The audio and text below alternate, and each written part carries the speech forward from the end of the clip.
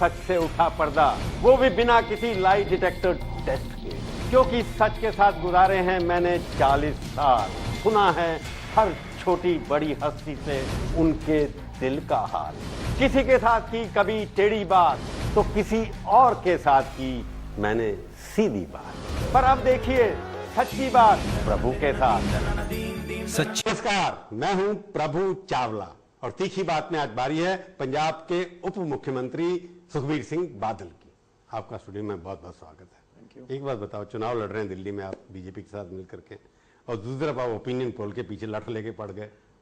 क्या मतलब डरते क्यों ओपिनियन पोल से? हम तो नहीं लठ लगे पड़े। आपने कहा अकाली दल के ओपिनियन पोल के ऊपर बैन लगना चाहिए? नहीं, सबको डिफेंड करते रहते हैं, इनडिफेंसिव को भी डिफेंस करते रहते हैं। और सरकार के 2 मंत्री गए, अब कितने और जाएंगे ये पता नहीं, और पीछे भी चल गए कुछ। ये सरकार इसी तरह चलती रहेगी, मंत्री आते रहेंगे जाते रहेंगे। बात साफ है, कांग्रेस पार्टी ने किसी को नहीं बख्शा। चाहे अलाइज हो, चाहे हमारे मंत्री हो, चाहे मुख्यमंत्री हो, चाहे बड़े अधिकारी हो, चाहे कॉर्पोरेट्स के बड़े अधिकारी हो, किसी को नहीं बख्शा। नहीं बख्शा, पर बख्शते आप जब निकालते हैं उनको तब हैं जब पब्लिक प्रेशर बनता है। एक हफ्ते आपने भी डिफेंड किया अश्विनी कुमार को, पवन बंसल को, फिर निकालने की जरूरत क्या थी?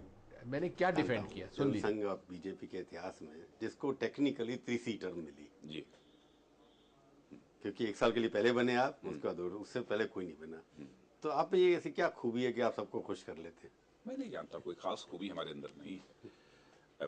पार्टी के सारे हमारे जो सीनियर लोग बैठकर जो फैसला करते हैं और जो जिम्मेदारी देते हैं उस जिम्मेदारी का मैं निर्वाह करता हूँ। पर आपके बारे में ये कि ये टीम नई जो आई है 53-54 जो आपके ऑफिस बेरर हैं, प्रवक्ताओं को मिला करके लिया जाए, 60% से लोग तो 60 साल से नीचे हैं उसके अंदर, और कई 35 साल से नीचे हैं। लगभग 80% ऐसे लोग हैं, 85% लोग जिनकी आयु 60 साल से कम की है। ये जो टीम बनाई है, लगता है ये संगठन मजबूत करेगी ये टीम जो आपने? निश्चित रूप से जो टीम बनाई है वो संगठन भी मजबूत करेगी और पब्लिक मोबिलाइजेशन का भी जहाँ तक प्रश्न है।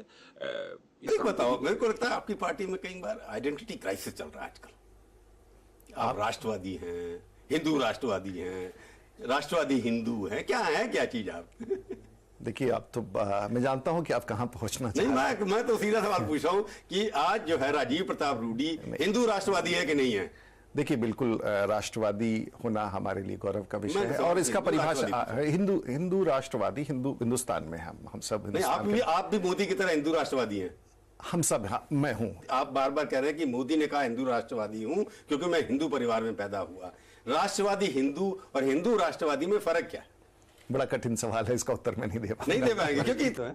मैं कार्यकर्ता हूँ। कार्यकर्ता है आप, इतने मंत्री रहे, वो सब वरिष्ठ नहीं होता? नहीं, वो सब कार्यकर्ता ही होता है। कार्यकर्ता ही मंत्री बनता है, कार्यकर्ता ही प्रधानमंत्री बनता है। अच्छा, बाकी लोग ऐसे ही ऑफिस में रहते हैं। पर सवाल ये कि कार्यकर्ता होते हुए भी आप हमेशा शुल्की में छाए हुए हैं, ना आपके पास कोई पद है, ना आपके पास कोई इंपॉर्टेंस दी जाती है आपको। उसके बाद भी बीजेपी के प्रवक्ता आप ही माने जाते हैं, हर चीज में बोलते हैं। नहीं, मैं इसीलिए मुझे बहुत आश्चर्य हुआ जब आपने ये साक्षात्कार फिक्स किया। मैंने कहा क्यों मेरे पीछे पड़े हैं? आजकल लगते तो मुस्कुरा रहे हैं पर गुस्से में बहुत लगते हैं। दो धरना, मुलायम को डिसमिस करो, ये उसके पीछे क्यों पड़ गए आप मुलायम साहब के पीछे? तो वो हमारे पड़ गए। आपके कहाँ पड़ गए? गले पड़ गए हैं। आपको तो लोग कहते हैं कि मौलाना मुलायम है, वो की सबसे ज्यादा ख्याल रखते हैं। हाँ, ऐसे ही ख्याल रखते हैं जैसे उन्होंने वेस्टर्न यूपी में। तीखी बातें करनी पड़ेगी, आप हंस देंगे मेरे को पता है। करिए बताओ, आप ये इटली वाले मरीन वापस लेके आ गए? हम नहीं लाए, वो आ गए। नहीं, आप यहाँ आ गए क्या? हाँ, कोई तो आपने खेल खेला होगा। उनका अपना फैसला है कि अब चलना है। 22 तारीख तक उनको समय मिला था, 22 तारीख के अंदर आ गए वापस। तो आपकी मैंने देखी स्टेटमेंट, प्राइम मिनिस्टर की भी स्टेटमेंट आई कि विक्ट्री है हमारे प्रोसेस की। प्राइम मिनिस्टर ने कहा जुडिशरी डिग्निटी हमारी जो है वो डिग्निटी हमारी सुरक्षित रही है, और ये अच्छी बात है। विक्ट्री की हमने बात नहीं की, हमने ये जीत हार की इसमें बात नहीं की। आपने कहा डिप्लोमेसी काम करती रहती है, डिप्लोमेसी काम करती है। जी, कूटनीति काम करती रहती है, कूटनीति काम करती रहती है, और कूटनीति सफल हुई है। पर इसमें कूटनीति तो फेल होगी लगता है। कैसे? इसमें जीत अगर हुई है तो भारतवर्ष की जुडिशरी की जीत हुई है। नहीं, मैं ये स्वीकार करता हूँ कि आप फेल हो गए थे। नहीं, ऐसी बात नहीं है। मैं ये स्वीकार करता हूँ कि अपना अपना कार्य क्षेत्र होता है, और अपने अपने कार्य क्षेत्र में, क्योंकि ये कहानी शुरू कहाँ से होती है? जुडिशरी का ही एक निर्णय, उन्होंने ही जाने की आज्ञा दी, और वो जब वापस नहीं आने की बात हुई तो जुडिशरी को ही ऐसा लगा कि हमारी बात कट रही है, और इसलिए मैं मानता हूं कि उन्होंने इस पर बड़ी स्पष्ट कार्रवाई की या उसके संकेत दिए, और इससे हमको सहयोग अवश्य मिला है और मैं आभारी हूँ। जुडिशरी की हिम्मत नहीं है कि एम्बेसडर को बंधुआ बनवा दिया उन्होंने, जब तक एम्बेसडर यहाँ रहेंगे जब तक आप मैरीन वापस नहीं लाएंगे, तो किसी भी देश के एम्बेसडर मरीन के बराबर मुकाबले में ऐसा नहीं। ये फैसला कर ले आगे। देखिए, राष्ट्रीय पार्टी हमारी थी, लेकिन विगत इलेक्शन में झारखंड में कुछ वोट कम आने से हमारा रीजनल पार्टी रहा, लेकिन ऑल इंडिया हमारा पार्टी का सिंबल का स्टेटस मिला हुआ है। महाराजगंज जीते आप, आपने डिफेक्ट कराया पहले प्रभुनाथ सिंह को, तो प्रभु लोग कांग्रेसियों का कहना ये है कि, और नीतीश कुमार का कहना भी ये है कि लालू नहीं जीते, हमारा कैंडिडेट डिफेक्ट होकर के गया, वो जीत गया। देखिए,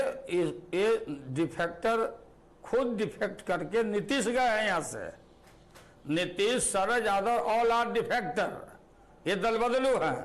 जहाँ पर अब बता रहे हैं ना आपको, जनता दल में सब थे, जनता दल हमारे अंडर में सब थे टोटल, और बिहार में भी, और इनको तो मैं सींचा। तो ये जेडीयू का जो जमात बना है, दल बदलुओं का जमात है, डिफेक्टर्स का। प्रभुनाथ सिंह शुरू के दिनों में सब साथ में थे, हम लोग साथ थे, सब इकट्ठे थे, सबके सब इकट्ठे थे।